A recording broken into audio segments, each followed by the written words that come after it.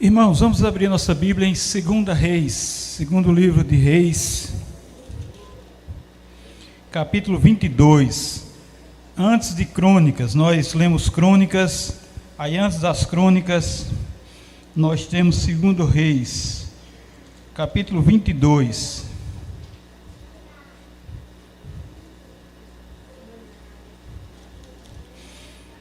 Segunda Reis, capítulo 22, segundo livro. Vamos ler do 1º ao 7º. Que é basicamente a mesma história de Crônicas. Segunda Reis, capítulo 22, do 1º ao 7º.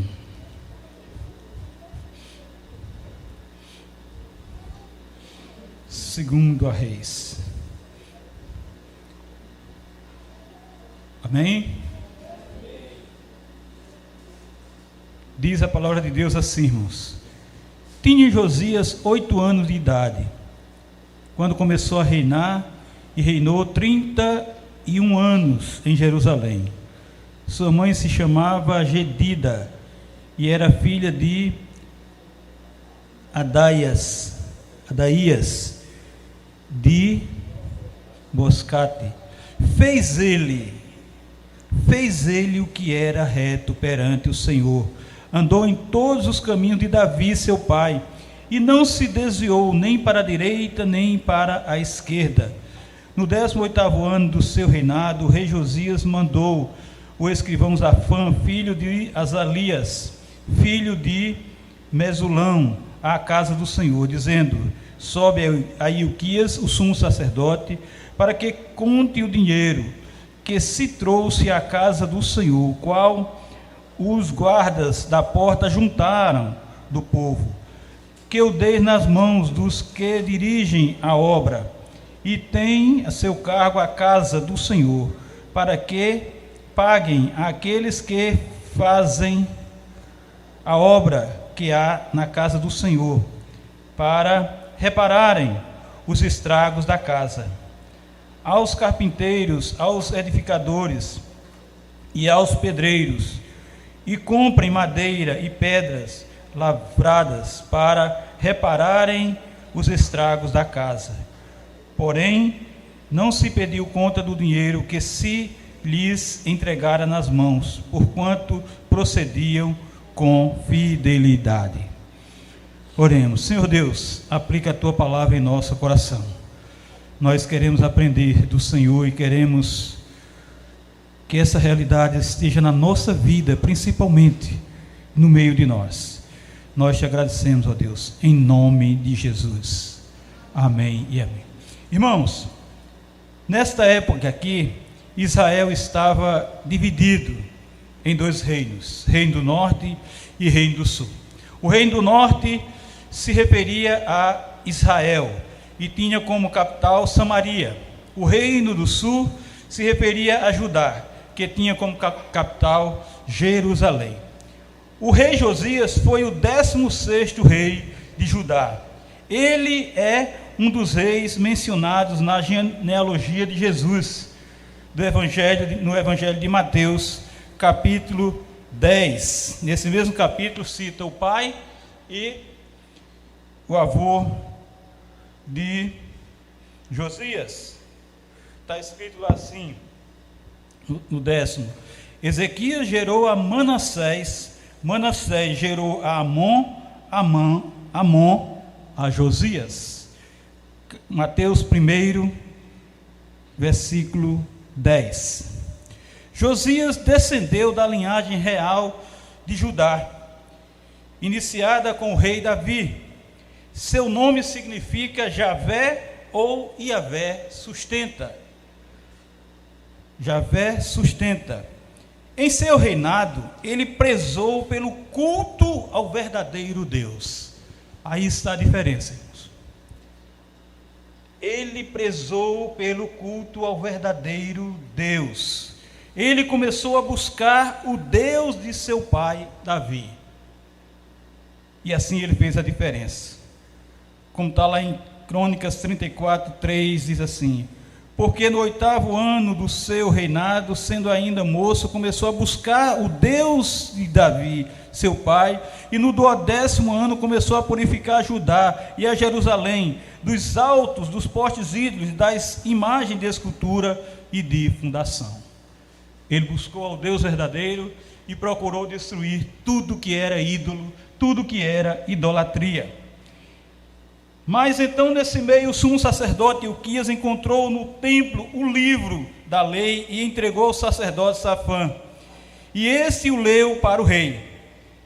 Ao ouvir as palavras do livro da lei, o rei rasgou suas vestes e ordenou que fossem consultar o Senhor por ele, pelo povo e por todo Judá, sobre o que estava escrito na lei.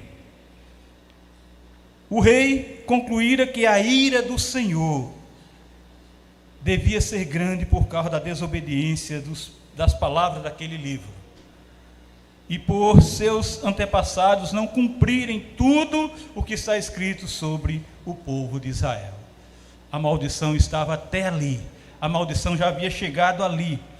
Foram consultar a profetisa Uda, e ela lhes disse: assim diz o Senhor Deus de Israel, dize ao homem que vos enviou a mim, assim diz o Senhor, eis que trarei mal sobre esse lugar e sobre os seus moradores, e a saber, todas as palavras do livro que leu o rei de Judá, porquanto me deixaram e queimaram incenso a outros deuses, para me provocarem a ira, por todas as obras das suas mãos, o meu furor se acendeu contra esse lugar, e não se apagará, não se apagará. Porém, o rei de Judá, que vos enviou a consultar o Senhor, assim lhes direis: assim diz o Senhor Deus de Israel, acerca das palavras que ouvistes, porquanto o teu coração se enterneceu e te humilhaste perante o Senhor.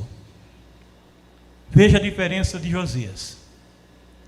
Ele se enterneceu e se humilhou perante o Senhor, quando ouviu o que falei contra esse lugar e contra os seus moradores, que seriam para assolação e para maldição, e que rasgaste as tuas vestes e choraste perante mim, também eu te ouvi, diz o Senhor. Por isso, eis que eu te recolherei a teus pais, e tu serás recolhido em paz à tua sepultura, e os teus olhos não verão todo o mal que eu hei de trazer sobre esse lugar. Então tornaram a trazer ao rei a resposta, como está lá em 2 Reis 22, 15, 20. O rei Josias reuniu toda a liderança, todo mundo, todos os líderes de Judá, Jerusalém no templo, com os sacerdotes, os profetas e todo o povo. E ali o rei leu diante deles todo o livro da aliança que for achado no templo, e depois fez com Deus aliança. Ele fez com Deus aliança. Eles prometeram guardar as leis e mandamentos do Senhor com todo o coração e com toda a alma. Será que nós precisamos disso hoje, irmãos? Será que nós precisamos fazer isso hoje? E também cumprir tudo o que a aliança ordenara fazer, assim como estava escrito no livro. Para implementar a sua reforma religiosa, o rei Josias ordenou ao sacerdote Ilquias, aos sacerdotes ajudantes e aos guardas da entrada do templo que retirassem dali todos os objetos usados na adoração ao deus Baal, à deusa Aserá e às estrelas. Tudo, limpar o templo. O rei queimou todos esses objetos fora da cidade e destruiu todos os sacerdotes pagãos que sacrificavam a Baal, ao sol, à lua, aos planetas e às estrelas. Josias destruiu os quartos do templo onde ficavam os prostitutos e as mulheres que teciam as roupas usadas na adoração à deusa Aserá. Ele profanou, quer dizer, ele injuriou, maculou, tornou imundo, contaminou, tratou com desrespeito os altares onde os sacerdotes haviam oferecido sacrifício ali a esses deuses. Ele também derrubou os altares dedicados aos demônios no deserto. O rei Josias levou para Jerusalém todos os sacerdotes da cidade de Judá, os quais ficaram proibidos de oferecer sacrifício no templo de Deus, o Senhor. Eles não podiam sacrificar no templo de Deus, o Senhor, porque eles estavam sacrificando a outros deuses, a deuses que não eram deuses, que não valiam nada. Também profanou Tofete, o lugar pagão de adoração que fica no vale de Imom, para que ninguém queimasse os seus filhos como sacrifício ao deus Moloque. O povo de Israel, o povo de Deus, o povo que adorava a Deus, o povo que tinha Deus como seu Senhor, o povo de Israel estava queimando os seus filhos como sacrifício ao deus Moloque. Josias retirou os cavalos e queimou os carros que os reis de Judá haviam dedicado e usado como adoração. Ele derrubou os altares que os reis de Judá haviam construído no terraço do palácio sobre a sala do rei Acabe. Destruiu os altares construídos pelo rei Manassés nos 2 pátios do templo e os fez em pedaços. Josias profanou também os altares que o rei Salomão havia construído para adoração a Astarote, a deusa dos Sidônios, para adoração a Quemos, o deus dos Moabitas, e para adoração a Moloque, o deus dos Amonitas. E eles fizeram isso. O rei Josias fez em pedaços as colunas do deus Baal, derrubou os postes da deusa Aserá e cobriu de ossos de gente o lugar onde eles haviam estado, porque isso era uma maneira de profanar aqueles altares, aqueles locais. Ele derrubou o local de adoração que fizeram em Betel, construído pelo rei Jeroboão, e que fez o povo de Israel pecar. Aí queimou o poste da deusa Aserá. O rei viu algumas sepulturas no muro, mandou tirar os ossos e os queimou sobre o altar, profanando aqueles altares. Fez ele o que os profetas haviam dito, que iria acontecer quando o rei Jeroboão estava diante do altar numa festa. Em todas as cidades de Israel, Josias, em sua reforma religiosa, derrubou todos os altares pagãos de adoração que haviam sido construídos pelos reis de Israel e que haviam provocado a ira do Senhor. Estava ali um rei fazendo a diferença, fazendo tudo que os outros reis tinham feito, destruindo tudo de errado que os outros reis tinham feito. E agora, ele seguindo o Senhor, agora ele implantando um verdadeiro culto ao Senhor, ele estava destruindo todas essas abominações. Com todos esses altares ele fez o que havia feito em Betel, matou todos os sacerdotes pagãos sobre os altares onde eles haviam oferecido sacrifícios e queimou ossos de gente em todos os altares. Só depois voltou para Jerusalém. Isso quer dizer o quê? Que ele não voltou para Jerusalém, ele não voltou para seu descanso, ele não voltou para sua casa, enquanto não fez sua reforma religiosa, enquanto ele não destruiu todas aquelas abominações que estavam em Judá, causando a ira de Deus, levantando a ira de Deus, acendendo a ira de Deus.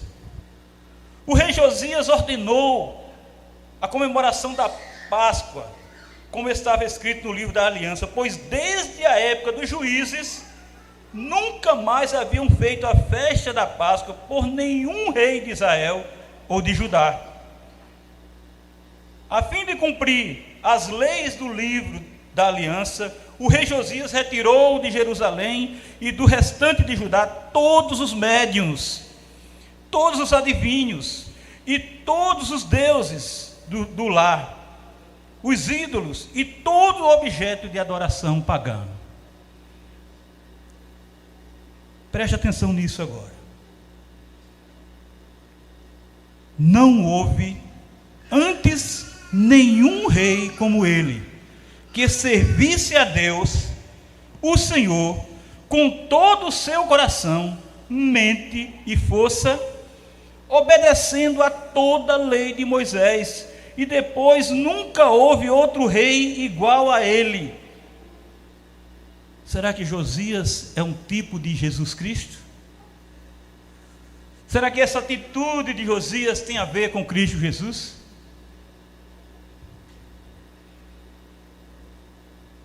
É essa reforma, irmãos. É esse tipo de reforma que tem de acontecer no ajuntamento dos crentes, na comunhão dos santos, e principalmente na minha e na sua vida. Na nossa vida, no nosso coração, na nossa alma, no nosso espírito, não amanhã, mas hoje, aqui e agora. Nós precisamos urgentemente sermos consagrados ao Senhor e não nos desviarmos nem para a direita, nem para a esquerda, mas seguirmos firmes, retamente fazendo tudo o que o Senhor quer.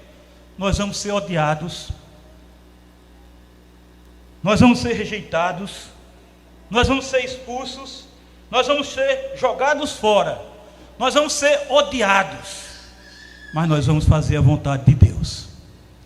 Nós vamos fazer aquilo que o Senhor quer, a vontade do Senhor, não a minha vontade, não aquilo que eu acho que é certo, não aquilo que eu tenho como o primordial, mas aquilo que não me agrada, mas aquilo que não é o que eu quero fazer, mas aquilo que eu não tenho vontade de fazer, mas aquilo que eu não gosto de fazer, mas é a vontade de Deus.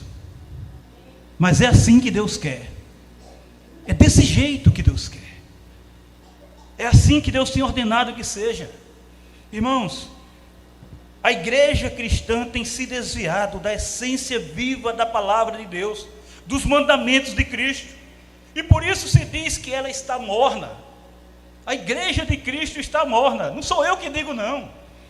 Hernandes Dias Lopes diz assim, ele afirma que há um marasmo hoje em muitas igrejas, não há quebrantamento, não há arrependimento, não há fervor espiritual, as reuniões de oração estão no CTI, a alegria indizível e cheia de glória não existe, a paz que excede todo entendimento está ausente, a suprema grandeza do poder de Deus, o mesmo poder que ressuscitou Jesus de entre os mortos, é conhecida de nomenclatura, há um religiosismo, há um ritualismo, um legalismo pesado, há uma postura religiosa de olhar-se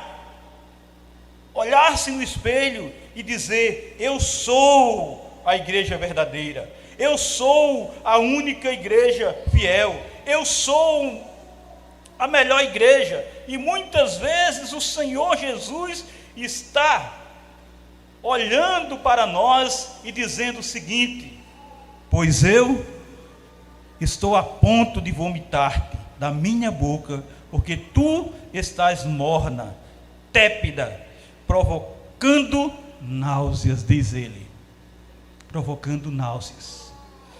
Irmãos, nós precisamos adorar a Deus em espírito e em verdade, numa vida renovada, numa vida plenamente transformada, não deixando a carne prevalecer, não deixando que a nossa carne vença a cada dia, vença o nosso espírito.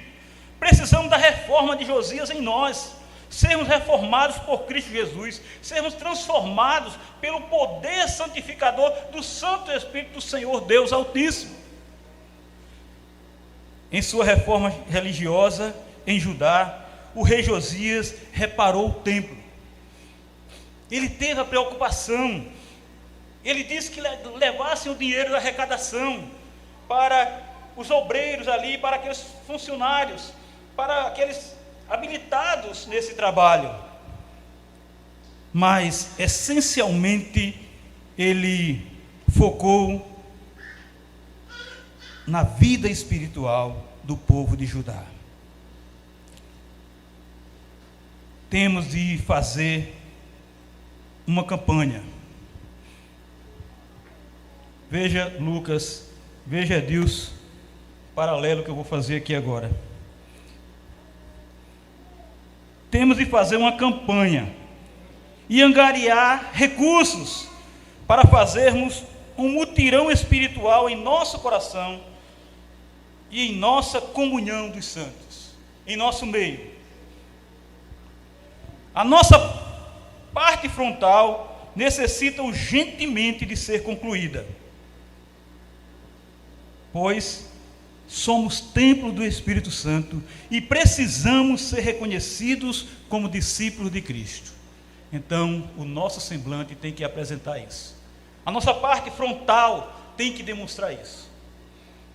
O nosso agir, o nosso semblante tem que demonstrar que nós somos discípulos de Cristo. A calha do nosso coração está feia, está torta, está desnivelada, imprestável, e precisamos de outra, porque assim não podemos ser canais de graça e de amor para nosso próximo, para outras vidas que precisam de Jesus. Nós somos canais de graça para outras pessoas, por isso nós temos que ser transformados. Por isso que nós temos que limpar nossa calha, que está impedindo que a graça de Deus atinja outras pessoas, que está impedindo de passar por essa calha e chegue a outras pessoas. Precisamos obstruir as brechas, tapar as aberturas que deixam entrar a tempestade, a ventania, a chuva, e que vai causar sempre inundação, infiltração, e assim não teremos desgaste da alma, do coração, da vida espiritual, se taparmos essas brechas. Se fizermos paredes, se fizermos cortinas. Irmãos, preste atenção. Assim como o rei Josias fez, temos de retirar do templo os idólatras altares dos nossos deuses particulares. Nós temos muitos deuses particulares em nós mesmos. Quer seja o dinheiro, quer seja o carro, quer seja a novela, quer seja a televisão, quer seja o WhatsApp, quer seja o Facebook, quer seja o que seja, nós temos muitos altares e muitos deuses particulares que nós servimos, e muitas vezes tem impedido de nós adorarmos ao Deus e Pai Todo-Poderoso. Vamos nos voltar para adorarmos ao Deus Altíssimo e nos desprender dos deuses do nosso coração. Temos de mudar o nosso comportamento, nosso jeito de tentar adorar e louvar a Deus.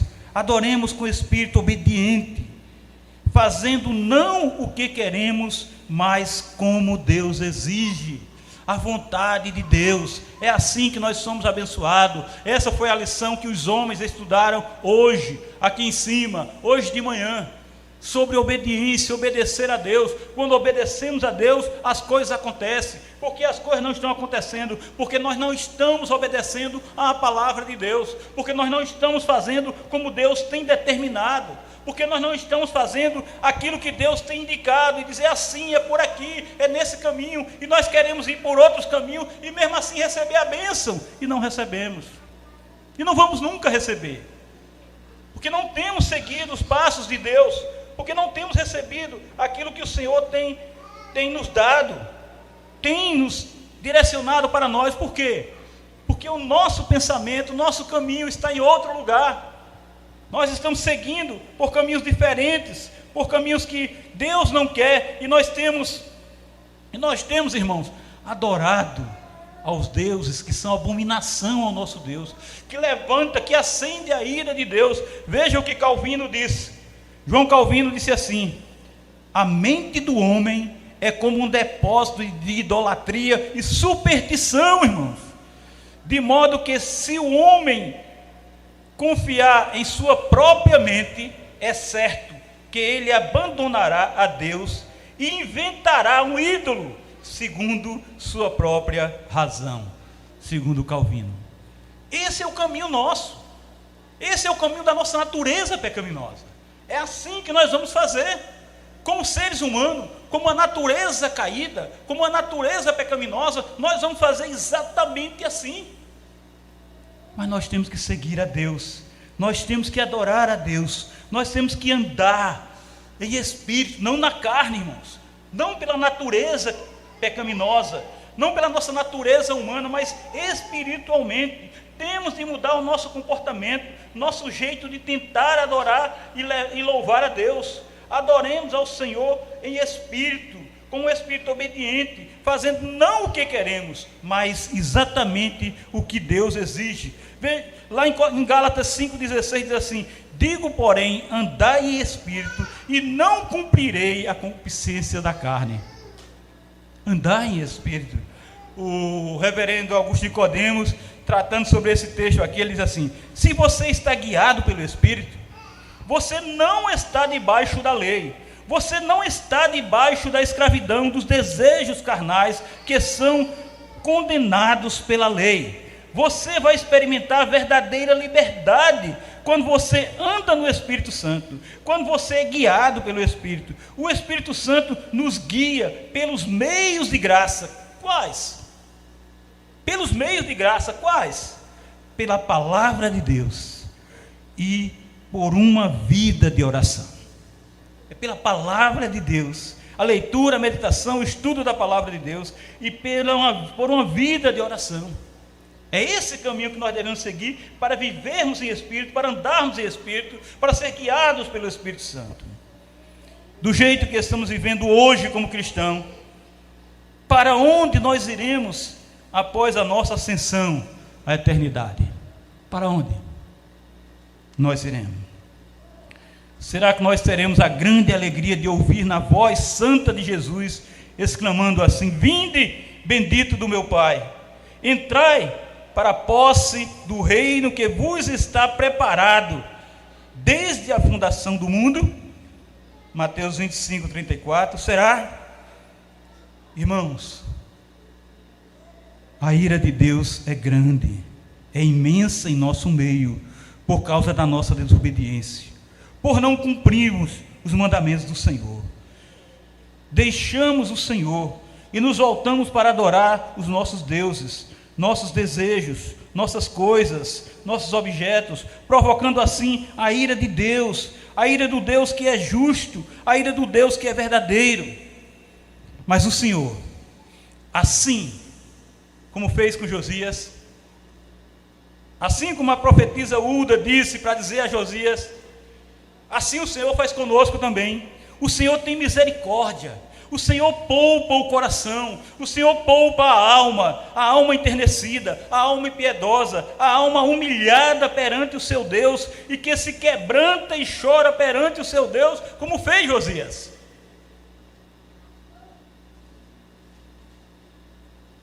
O Senhor disse que Ele não ia fazer isso enquanto Josias não morresse. Ele ia deixar Josias morrer para que a maldição viesse sobre o povo. Pela atitude simples de Josias. Simplesmente, Deus usou de misericórdia, poupou o coração dele, porque ele teve uma alma enternecida naquele momento. Ele se humilhou, ele chorou diante do Senhor. E Josias disse, e Deus disse para Josias: nem se preocupe, só quando você partir dessa é que vai acontecer tudo isso. Senhor, quem habitará no teu tabernáculo? Quem morará no teu santo monte? Ao salmista diz: somente quem anda sinceramente e pratica a justiça e fala a verdade no seu coração. Somente aquele que não difama, não calunia, não é fofoqueiro, não age com maldade para com o seu próximo, nem aceita nenhum opróbrio, o que é de má fama, escárnio, zombaria, age com consideração contra o seu próximo.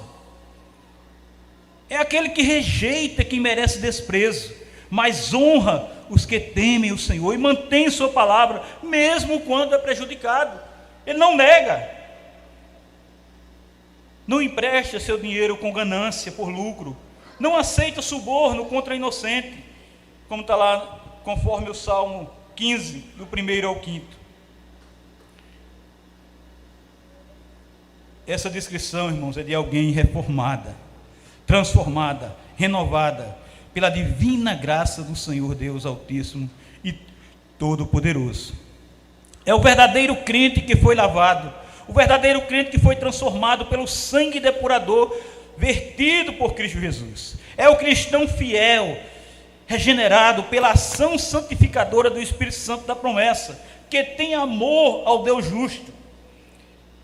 Não é mais tempo, irmãos, de nos divertirmos brincando de ser crentes e continuarmos empurrando com a barriga, num viver sem vida, sem compromisso, sem autenticidade cristã, sem amor ao Deus justo.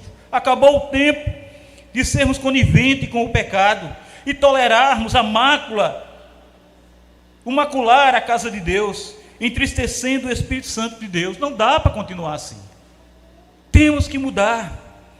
Nós vamos prestar contas a Deus e todos nós estaremos diante do tribunal de julgamento, dando contas do que praticamos, do que dizemos e do que deixamos de fazer. Os reformados estarão sempre se reformando e buscando incansavelmente sua transformação. É isso que Deus quer de nós. Foi para isso que Deus levantou Josias em Judá, o 16º rei. Para fazer isso, dentro de Judá, Deus queria a transformação de Judá, e Ele levantou um homem, um único homem, um menino, começou como um menino, e ele foi trabalhando esse menino, e esse menino foi ficando cada vez mais perto dele, para que ele conseguisse transformar. E é isso que Deus quer de nós, irmãos, é isso que Deus quer de cada um de nós, com a nossa própria vida, com a nossa igreja, com o nosso lar, com a nossa família.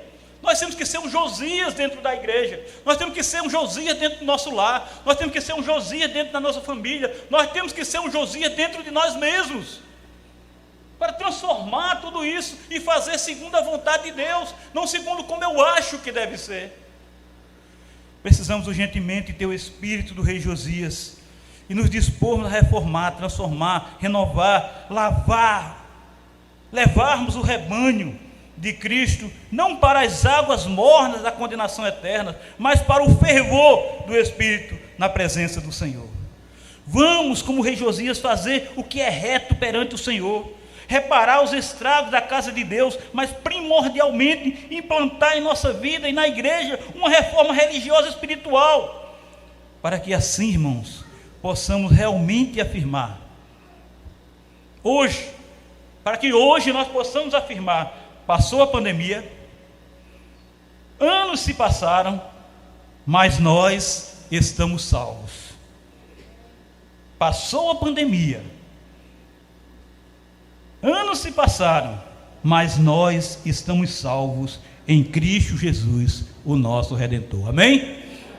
Glória a Deus. Hernandes Dias Lopes, para concluir a introdução, irmão, desse sermão, que a gente vai entrar agora na parte principal do sermão, bote hora aí, né? O Hernandes Dias Lopes diz assim: o Senhor pode restaurar a nossa sorte. Pode ou não pode? O Senhor pode restaurar a nossa sorte. Deus pode fazer em nossa vida jorrar os rios abundantes do Espírito Santo. Suas águas podem rasgar as areias quentes do deserto do nosso coração, e tudo que está hoje seco e árido volta a florescer e frutificará para a glória de Deus. E frutificará para a glória de Deus. Deus pode, irmãos, o poder de Deus. Deus pode fazer em nossa vida jorrar rios abundantes, rios do Espírito Santo, com suas águas que podem rasgar as areias quentes do deserto. Ele está se referindo às águas do Negueb, lá, mas aqui ele está trazendo para nós. Suas águas podem rasgar as areias quentes do deserto do nosso coração, e tudo que está hoje seco e árido, volta a florescer e frutificará. Para quê? Para a glória de Deus, para que Deus seja glorificado. Que Deus aplique essa verdade em nosso coração. Obrigado por me escutar até aqui. Obrigado. Que Deus abençoe.